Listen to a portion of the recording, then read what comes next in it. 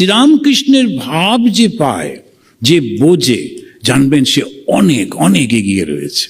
আধ্যাত্মিক জীবনে না এগোলে শ্রীরামকৃষ্ণকে বোঝা বড় কঠিন। তো মাঝে মাঝেই আমাদের সমস্যা হয়। একজন ভদ্রলোক এলেন, এসে বললেন, ইধর দেবতা কাহা হ্যাঁ? আমাদের তো মন্দিরে এত লম্বা লাইন দিয়ে রয়েছে, সব দেবতারা দেখতে পেলে না? তখন বলছেন, না ওটা তো কতগুলো এমনি দেবদেবী বসে আছে, আর দুটোকে পাশে বসিয়েছেন আমাদের একদমই পছন্দ নয়।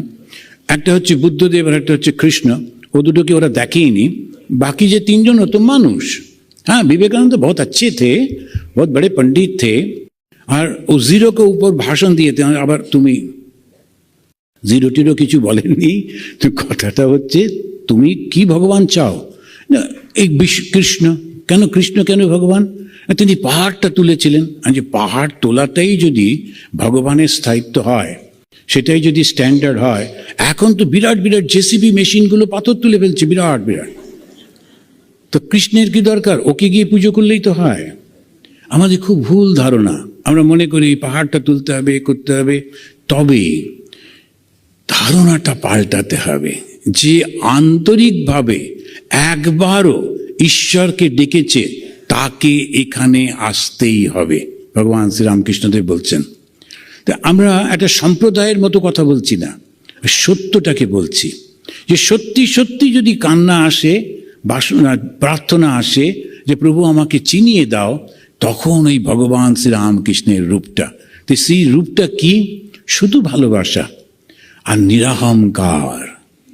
ভগবান শ্রীরামকৃষ্ণ এই যুগেতে তিনি তীর ধনুক নিয়ে এলেন না, কাউকে মারলেন না।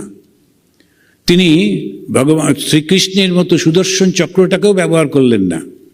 কি করলেন? গিরিশ ঘোষ তার বন্ধুদের নিয়ে তাকে দেখা করতে এলো। তখনও তার পকেটে মদের বোতল, বন্ধুদের বোধহয় হাতেও রয়েছে। আর তাকে দেখে শ্রীরামকৃষ্ণদেব হাত জোড় করে প্রণাম করছেন। উনি ভাবছেন, আমি তো ঘোষের বউ, আর এ তো ব্রাহ্মণ। আচ্ছা, হাত জোড় করছে, আমিও একটু করি। এই প্রথম অহংকারী গিরিশ হাত জোড় করল। শ্রীরামকৃষ্ণদেব হাত জোড় করে এবার মাথাটাও নিচু করলেন, বাও করার মতো। উনি বললেন, আরে তুমি গিরিশ ঘোষ তখন আবার ওটাও করলো। শ্রীরামকৃষ্ণদেব মাটিতে মাথা ঠেকিয়ে প্রণাম করলেন।